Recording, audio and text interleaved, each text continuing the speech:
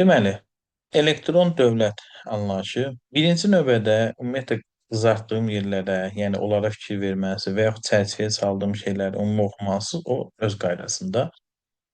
Birinci növbədə ən vacib hissə deyək, elektron dövlət hissəsində deyir ki, elektron dövlətin əsas 3 hissəsi var. Elektron hökumət, elektron parlament, elektron məhkəmə. Və bunu biz necə yadımızda saxlayırıq?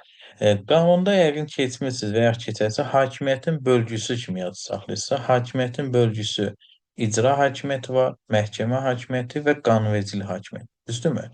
İcra hakimiyyətini nə kimi götürürsüz? Elektron hökumət kimi.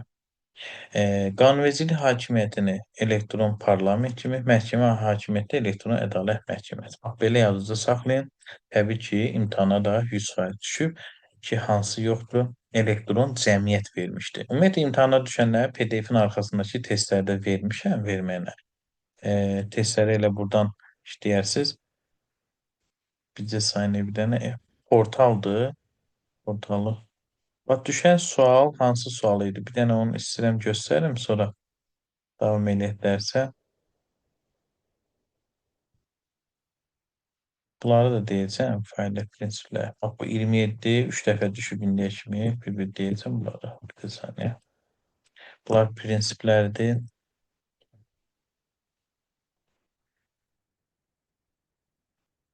Bulut texnologiyası şəbəkəyə aid olan bir şeydir. Bax, bu sual görürsünüz, 5-ci sual. Bax, bunu deyirəm ki, imtahana düşmüşdü bu sual. Elektron dövlətin 3 dənə dedik tərkib hissəsi var. Elektron parlament, hökumət və məhkəmə. Anladınız? Yəni çalışın, oxuyandan sonra elə buradakı testləri mütləq şəkildə işləyin. Çünki onlar özü imtahan suallarıdır. Elektron hökumət portalının çoxunuz bilirsiniz e-gov.az. Yəni governmentdır, hökumət. Bunu biz gələn dərs keçəcəyik. Domen adlar gedir da. Onlar hamısının tərcüməsini keçəcəyik və portal da budur. Deməli, bir də əvvəllər onu mən bir dənə tapacağam imtahanda. Belə bir sual düşmüşdü ki, deyir ki, bu ümumiyyətlə yazı saxlayın, portal oxşar interfeysə malik olan deyir, informativ və interaktiv hissələrdən ibarətdir. Ümumi elektron hökumət portalı informativ və interaktiv hissələrdən ibarətdir. İnformativ hissə deyir, istifadəçi üçün daimi açıqdır. Dövlət orqanları tərəfindən göstərilən informativ xidmətlərdən və interaktiv xidmətlər barədə məlumatlardan ibarətdir. Yəni ki, nə vaxt istəyirsiniz, girirsiniz, oradakı məlumatları əldə edə bilərsiniz və nə isə istifadə edə bilərsiniz, hesabat göndərə bilərsiniz və s. İnteraktiv hissə isə interaktiv xidmətlərdən ibarətdir. Onlardan istifadə edəcək şərait yaradır. Artıq biz hesabatların hazırlanması, quruluşlarını orada görürük. Nazirliklərə getməmiş, girib oradan bütün məlumatlarımızı göndərə bilirik. Sosial Müdafiə Fondu olsun, nazirlik olsun və s. Və sual hansı formatda qurulmuşdu? Bir dənə istəyirəm şeyləri də tapım, 2 saniyə səbir olun. Bu, görüm düşən sual hansı formatda idi? Deməli, bir bunlara baxacağıq. Deyir ki, informativ və interaktiv bölməyə hansı formada daxil olmalı? Elə bir suallar düşmüşdü. Deməli, buradakı sual dursun burada. Bir dənə bunları açım. Çünki mənə bunlar onsuz bir-bir lazım olacaq. Deyəsən 2022 fevralda idi, səhv eləmirəmsə. Hə, bax tapdım. Bax 66-cı suala baxın. Deyir ki, vətəndaş elektron hökumət portalında interaktiv və informativ bölümünə hansı formada daxil olur? Buna nə cavab verə bilərsiniz? Əslində sadə bir sualdır. Bəzən tələbələr sualı belə səhv başa düşür. Sizcə burada cavab nə olar? Yəni qəbulda olsaz nə götürərsiniz? Virtual götürərdim mən. Virtual. Təbii ki, yəni onlayn şəkildə həmişə müraciət edirik də, onu soruşur bizdən. Yəni mən interaktiv, informativ biraz daha qəliz formatda izah elədim, amma düşən sual daha rahat sual idi. Yəni elektron hökumət portalından necə istifadə edilir? Bu portala necə daxil oluruq? Onlayn şəkildə, yəni virtual. Bax, bunu axtarırdım bu sualı. İmtahana düşmüşdü. Belə, nəysə, artıq davam eləyək. Bəzi sualları izah elədiksə də qəbulları istəyirəm açıb göstərim. İndi bəzi yerlər var, əzbərçilikdir, sizlikdir. Elektron hökumətin fəaliyyət prinsipləri nədir? oxuyarsınız ümumi. Elə əhəmiyyəti nədən ibarətdir? Hökumətin, elektron hökumət deyir ki, virtual aləmdə, virtual məkanda, bax, virtual sözü bilin ki, onlayn formada deməkdir.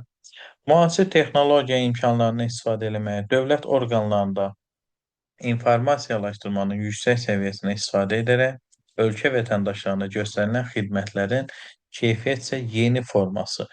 Niyə bunu deyirəm? Testdə görəcəksiniz, bax, cümlələr qanun cümlələrdir. Cümlələr hamısı bir-birinə oxşayır. Görərsiniz ki, yazılıb keyfiyyətcə köhnə formada təqdim edilməsi, belə şeylər var. Yüksək səviyyəsinə istifadə edərək xarici vətəndaşlara, yəni cümlənin harasındasa biraz əksikliklər qoyur da ki, fərqləndirə biləsiniz, bildiniz. Bu bilirsiniz də qanun dərsində əsas suallar belə olur. Baxıram ki, variantlar bir-birinə oxşayır. Biri olmalıdır, biri olmamalıdır. Yəni belə şeylər var. Layihə haqqında ümumi məsələ nədir? Məqsədi nədir? Və əsas istiqamətlər. Bunlar ümumi anlayışları da oxuyursunuz. Amma bəzi yerlər var ki, əzbər qoyduğum yerlər, bunlar qəbula düşən hissələrdir. Yəni dövlət elektron hökumət infrastrukturunun əsas komponentlərinə nələr aiddir? Düzdür, o indi o qəbul sistem tapım, deyəsən 2025 fevral aiddir və orada bəzi tələbələr cavab tapa bilmişdi məntiqlə, yəni cavab verə bilmişdilər, amma səhv verənlər də çox. Bir dənə özünüz sabahları imtahanda olsunuz. Mən maraqlıdır özüm. Çata yazın. Sizcə bu 70-ə hələ ki oxumamışıq da, heç nə bilmirik. Nə variant götürərsiniz qəbulda olsa? Görək kim məsələn düz tapa bilər.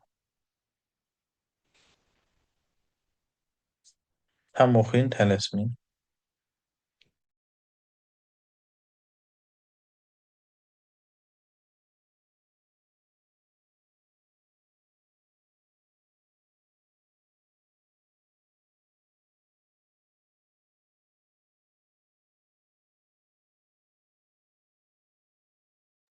Gözləyirəm.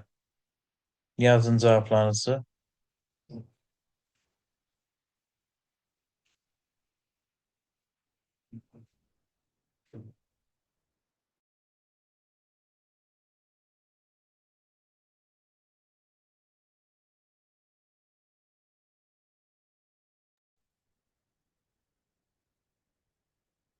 Deməli, biraz yaxınlaşanlar var, təbii ki. Biraz yaxınlaşanlar var. İki dənə səhvliklə olur. Amma düz tapanlar da var. Bəli, Əsmər Amin Yaşar, S bəndi yazanlar düz yazıb. Deməli, portalın texniki texnoloji infrastrukturuna hansı komponentlə aiddir? Elektron imza üzrə milli bu məntiqlə götürməlisiniz də. Bütün ölkə üzrə e-qovazın infrastrukturunun qurulmasıdır. Yəni hər yerdən giriş ola bilsin. Düzdür. Keçərsiz, narahat olmayın. Şülüz nə demək? Elektron hökumət şülüzlərinin yaradılması, yəni əlaqələrin yaradılması, komitələrin, nazirliklər, aparatlar arasında əlaqələrin, bir nazirlikdən digər nazirliyə çıxış olması. Və bir də ki, onsuz əlaqə deyəndə tabii 5-i götürmürəm. Bir də ki, databaselər, yəni bütün informasiya bazalarının yaradılmasıdır. Bəs biz necə girib bütün öz sistemimizi, portal qeydiyyatdan keçəndən sonra mənim adım, soyadım, hər şeyim çıxır orada, bütün danlılarım çıxır. Bir də ki, elektron hökumət verilənlər mərkəzi, deməli 246-dır. İndi qayıdaq təbii ki, misala. Demirəm, niyə bəzilərini səhv yazmısınız, yəni o normal bir şey də ola bilər. Yəni demək istəyirəm o ki, nəyə əzbər qoymuşam bilin. Baxaq bir dənə. Dövlət orqanlarının vahid şəbəkə infrastrukturu. Bu niyə vermir? Çünki Eqovaz vahid portaldır. Oradan girib hər şeyi idarə edir. Ona görə bilir ki, çox adam tapır. Bir də bunu verməyib ki, elektron hökumət portalı, portal elə özüdür. Deməli, bayaq bunu vermişdik. Şülüz dövlət reyestrinin qeydiyyatlarının aparılmasıdır. Elektron imza və elektron sənəd üzrə milli infrastrukturdan hazırlanması və bir də elektron hökumət verilənlər mərkəzi. Bir dəfə də BB qəbuluna 2026-cı ildə BB qəbuluna düşmüşdü. Elektron hökumət informasiya sisteminin texnoloji və texniki infrastrukturu imtahana salmışlar bunu və mən bunu mart qəbulunda yazmışam, amma mart qəbulunda deyil, əvvəl düşmüşdü. Deməli, əsas komponentlər hansılardır? Proqram texniki vasitələr və ümumi proqram təminatlar, kommunikasiya qurğuları və kanalları. Göstər bayaq kanalları qəbulda orada vermişdi. Şeyin içində yuxarıdakına. İnformasiya ehtiyatı və onu idarə etmə paneli, ehtiyat nüsxələrin yaradılması, istismara qədərki formalaşma mühitləri. Bunu mən sözün düzü indi şeydə vermişəm. Onsuz da heç kim hələ ki işləməyib. Ən son hazırladığımız marta aid olan bir şeydir. Amma indən deyirəm ki, mart qəbulunda deyildi bu. Bir saniyə. 2026-ya girək, marta girək və burada bunlar qəbulda hamısı. Prosta bu əvvəlki qəbuldur, indidən saldım bura. Elektron hökumət sisteminin texnoloji texniki infrastrukturu. Proqram texniki vasitələr və proqram təminatı. Sonra telekommunikasiya qurğuları və kanalları və bir də ehtiyat nüsxələrin yaradılması belə. Bunu da vaxtı çatanda inşallah işləyəcəksiniz. Bu da belə. Bunlar getdi. Vacib illəri məcbur danışmalıyam. Bir də ki, prinsipləri var. Bəli, düşüb, çox düşüb imtahana. Elektron hökumət portalının fəaliyyət prinsipləri. Bunların əslində 99%-in testləri rahatdır. Yəni, rahat şəkildə tapa biləcəksiniz. Çünki məntiqlə bəzilərini tapmaq çox asandır.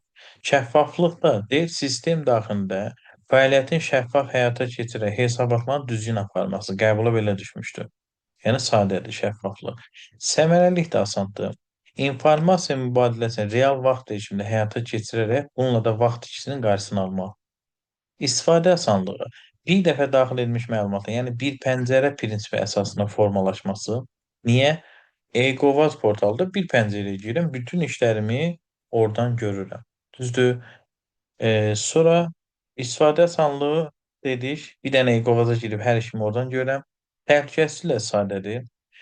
Sertifikatlaşdırılmış proqram və proqram texniki vasitələrindən istifadə etməklə informasiyasının fərdi məlumatlarının mühafizəsinin təmin edilməsidir.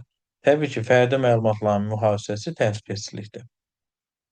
Sistemlik də məntiqlə çətin deyil.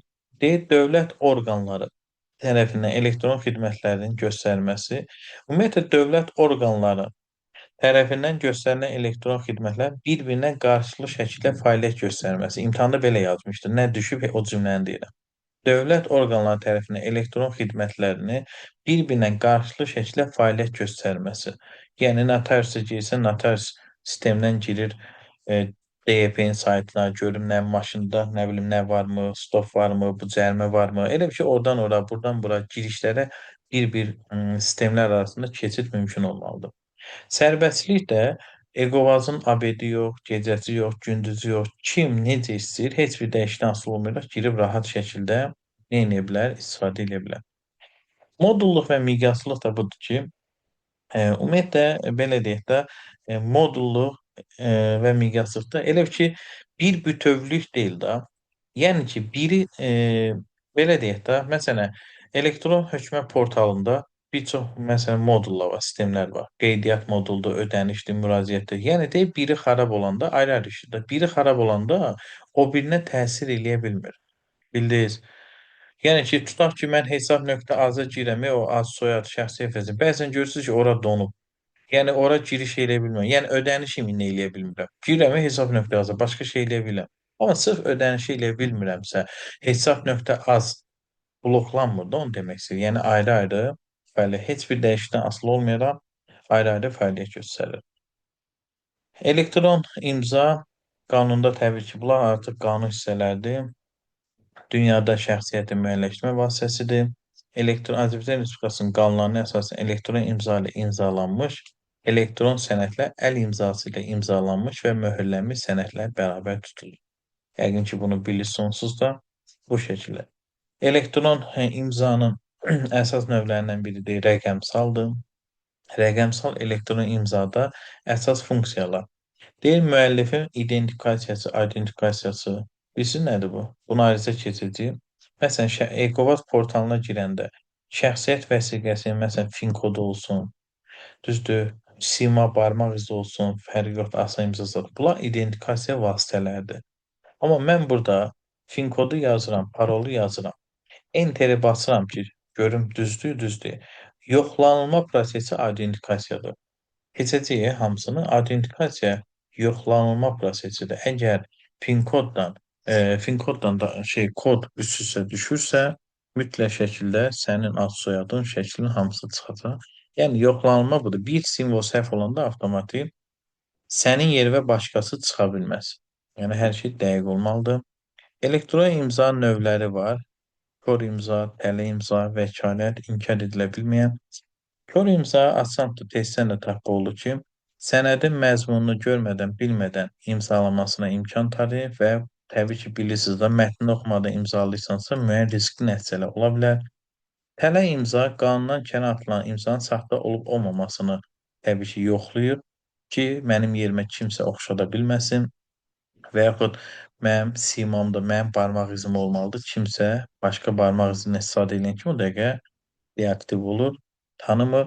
Vəkalət asandır. Hamı bilir ki, etibarnamə ilə kiməsə vermişəm, o mənim adımdan imza çəkə bilər. Həmin imzanı tanıyan rəqəmsal protokoldur. İnkar edilə bilməyən imza bilirsiz nədir?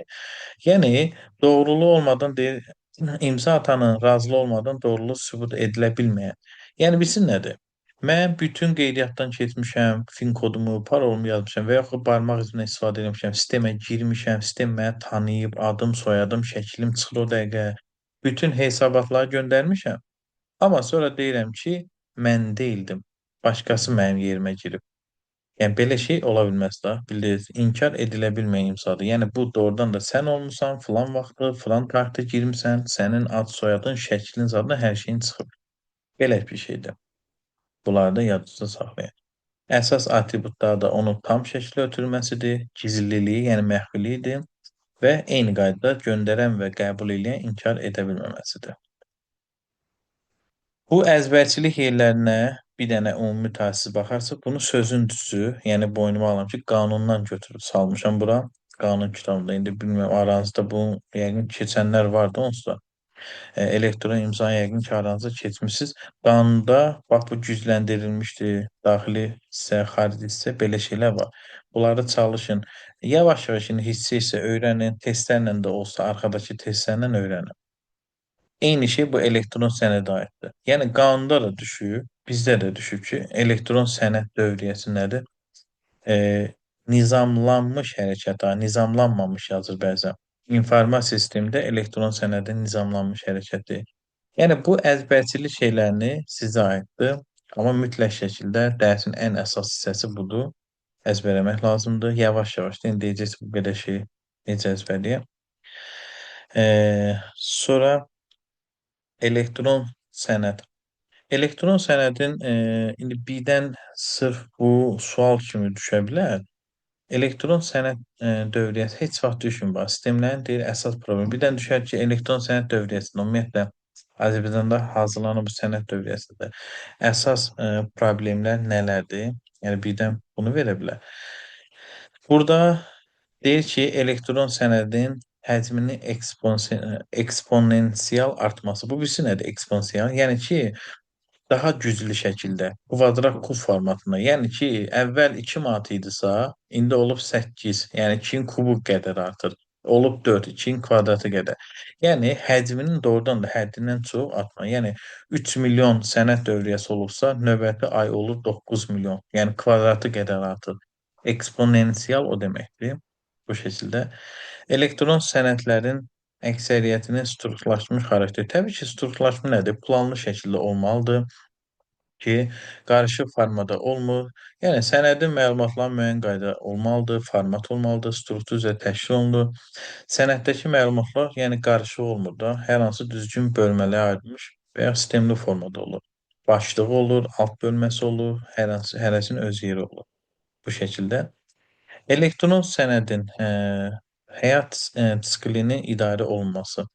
Bu da deyir ki, elə ki, deyir sənədin yaradıldığı andan bütün silindiyi ana qədər də ümumiyyətlə həyat o mənada götürülür.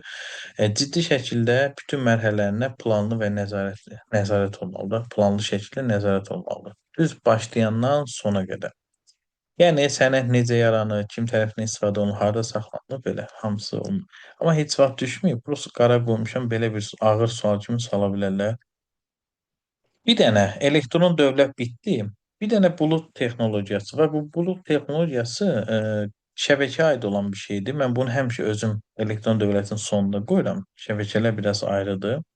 Bircə səhifə bir şeydir. Onunla da artıq yekunlaşır bu dərs. Deməli, bulut texnologiyasını çoxunuz bilirsiniz. Belə bilməsəz də 100% bilirsiniz. Bulut xidmətləri deyilən bir şey var. Düzdür? iCloud eşidən var da, Google Drive var, nə OneDrive var belə. Yandex, bax bunlar bulut xidmətləridir. Eee Əvvəllər Word-lərin də öz formalarında bulut xidməti zad olmurdu. İndi bax var, OneDrive yaranır. Görürsüz bulut şəkildir. Yəni istəsəz məsələn iPhone-larda nədir iCloud-dur. Nə qədər bizə limit verir? 5 GB. 5 GB-dan sonra ödəniş istəyir. Yandex indi mən materiallarımı o vaxt orada saxlamışam. 10 GB pulsuz verir. Yəni bulut ümumiyyətlə texnologiyası nədir? Deyir ki, ödənişli və ya ödənişsiz şəkildə istifadəçinin məlumatlarının ödənişli və ödənişsiz şəkildə deyil, hər hansı aparat proqram təminatından saxlanılmasını təmin edən bir məkandır. İstədiyimiz vaxtı öz məlumatlarımızdan nə edə bilərik? İstifadə edə bilərik. Belə bir şeydir. İndi bunun bir dənə çətin hissəsi tiplərin biridir. 4 dənə çətin deyil, indiyəcə unuda biləcəksiniz. Public cloud, private cloud və hybrid cloud. Bir də common 4 dənədir. Public asandır, ümumi təyinatlı buludlar. Yəni burada ay hüquqi şəxs olmalısan, fiziki şəxs olmalısan, ay belə filan qaydalar veyun olmalıdır, belə şey yoxdur. Kim istəyir girib qeydiyyatdan keçib bulud xidmətindən istifadə edə bilər. Private da asandır, başa düşəcəksiniz. Xüsusi təyinatlı buludlar. Bu o deməkdir ki, böyük şirkətlər. Bir dənə yüngülvari düşünün də. Ölkə necə ola bilər ki, öz bütün məlumatlarını, dövlət sirlərini hər hansı xarici ölkənin yaratdığı bir bulud xidmətindən saxlayan. Elə şey olar, onu heç kim risk eləmir. Böyük şirkətlər və yaxud dövlətlərin özləri öz məlumatlarını saxlanılması üçün özləri bir dənə bulud sistemi yaradırlar və ancaq orada öz məlumatlarını saxlayırlar. Ona görə yazıb ki, böyük şirkətlər məlumatlar daha önəmli şirkətdən istifadə elədiyi. Yəni Microsoft'un Hyper-V System Center məhsullarını deyim, misal göstərmək olar. Kimsə deyənməz ki, mən iCloud-da da saxlayıram, Hyper-V-də də saxlayıram. Bu ancaq Microsoft'un özünə aiddir. Belə. Bir də ki, hibrid buludlar. Hibrid buludlar əslində belə deyək də, iki hissəli bir şeydir. Həm public, həm də private-ın birləşməsindən deyə ortaya çıxır. Yəni ki, məlumatların tutaq ki, bir hissəsi şəxsi olur, öz serverində saxlayır, yəni güvənmir də heç kimə. Digər hissəsini isə internetdə yerləşdirir. Bu mənadadır, bildiniz. Yəni özəl gizli buludlarda özəl hansı bulud deyəndə birdən düşərdi imtahana. Özəl bulud, yəni private bulud nə deməkdir? Mənim özümün şəxsi vacib gizli məlumatlarımdır, özüm saxlayıram. İctimai bulud, public cloud nədir? Adi və böyük həcmli məlumatlardır, yəni kim istəsə bəzi yerlərdən də deyib tapa bilər. Təbii ki, bir-birinə işləyir. Bir də Community Cloud-da bu da asandır. Deyir ki, qrup təyinatlı buludlar, yəni ki, bir neçə şirkət, ümumi maraqlı bir neçə şirkət təşkilat birləşib bir bulud xidməti yaradır və məlumatlarını orada saxlayır. Bax, belə bir şeydir, böyük bir dərs deyil, cəmi bir səhifəlikdir, amma bulud texnologiyası nə vaxt düşüb imtahana heç bizim də yadımızda deyil. Yəni proqramda var, amma ki, hələ ki ortada bir şey yoxdur. Yolunu təbii ki, gözləyirik. Belə, əsas elektron dövlətdir. Bunu da oxuyursunuz, buludda oxuyursunuz. Testin də arxasında olan testlərdir və 35 dənə testin harasa 6-7-si ümumi test olsa da qalanları 25-26 dənə test imtahanlara nə düşüb, hamısını vermişəm ora PDF-in arxasına.